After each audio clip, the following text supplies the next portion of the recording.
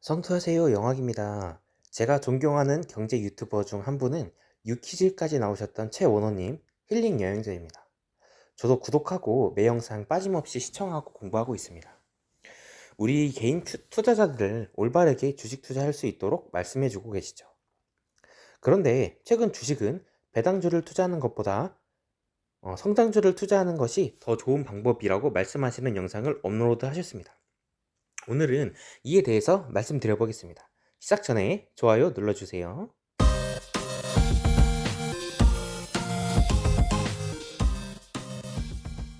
제 구독자분들 중에서는 힐링 여행자님의 영상을 시청하시는 분들도 꽤 많을 것으로 알고 있습니다. 그런데 양쪽에서 다른 이야기를 하고 있다면 혼란스럽겠죠? 우선 힐링 여행자님 영상에서 어떻게 말씀하시는지 살펴보겠습니다. 첫 번째, 길게 보면 배당이 아니라 주가를 상승시켜주는 기업이 큰 수익을 가져다 준다 라고 말씀하셨습니다. 배당주를 투자하는 것은 배당금만 보고 투자하는 것이 아닙니다. 당연히 매출과 이익을 성장시키는 기업을 투자하고 배당금을 지속적으로 상승시켜주는 기업을 투자합니다. 배당금을 지속적으로 인상하는 기업은 배당 재원을 마련할 수 있도록 이익을 꾸준히 증가시켜야 합니다. 배당을 꾸준히 증가시키는 기업을 배당 성장주라고 하는데 아주 오랜 기간 동안 배당을 성장시킨 한국 그리고 미국의 배당 성장주들을 살펴보면 99% 우상향하는 기업입니다. 배당을 점점 늘려가는데 주가가 상승하지 않는다는 것은 말이 안 되는 이야기입니다. 주가가 하락하거나 멈춰 있는데 배당금만을 계속 상승시킨다면 주가의 2배, 10배, 100배 배당금을 지급하게 되는데 이런 주식이야말로 매수해야 하는 기업이 됩니다. 배당금을 지속적으로 상승시킴에도 주가가 상승하지 않는다면 이 기업의 사업을 깊게 살펴봐야 합니다. 가끔 영업 손실을 보는데 배당을 주거나 늘리는 기업도 있습니다. 이는 두 가지로 나눠볼 수 있는데요. 첫 번째는 보유한 현금이 많고 일시적인 손실의 경우입니다. 이런 경우는 영업이익이 다시 턴어라운드 할 가능성이 크므로 걱정하지 않아도 됩니다. 두 번째는 제살 깎아먹기 식으로 장기적인 손실이 예상됨에도 배당을 주는 경우입니다. 높은 시가 배당률에 혹할 수도 있지만 이는 재무제표를 살펴본다면 금방 눈치챌 수 있습니다. 이런 경우는 기업이 주가를 비정상적으로 상승시켜야 할 이유가 있다거나 기업 승계 등의 다양한 이유가 있습니다.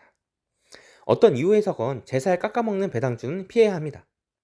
두 번째, 테슬라, 엔비디아, 아마존, 알파벳, 넷플릭스와 코카콜라, P&G, 존슨앤존슨, 맥도날드, 버라이즌을 비교하시며 10배 이상 수익률의 차이가 난다고 말씀하셨습니다. 맞는 말씀입니다. 결과를 놓고 본다면 말이죠. 그런데 5년 전 테슬라, 엔비디아, 알파벳, 넷플릭스, 아마존이 이렇게 상승할 줄 알았다면 당연히 이 주식들을 매수했을 겁니다. 이러한 주식을 찾기 위해 투자자들은 엄청나게 노력합니다. 이양홀딩스, 드론을 만드는 회사인데요. 주가는 엄청나게 상승했다가 다시 바닥을 기고 있죠. 이 주식도 10배, 20배 갈 것이고 미래에 드론이 새로운 교통수단이 될 것이라는 기대감으로 투자했던 투자자들이 많죠. 하지만 결과는 처참합니다. 또한 제2의 테슬라가 될 것이라던 루시드, 지금 바닥을 기고 있습니다. 미국의 전기차 주식 중 살아남은 기업은 테슬라밖에 없다고 말해도 될 정도죠. 루시드를 투자한 사람도 5년 후에 주가가 엄청나게 올라갈 것을 기대하며 매수했을 것입니다. 중비디오, 언택트 시대를 맞아서 급격하게 성장할 기술주로 평가받았지만 지금 바닥을 기고 있습니다.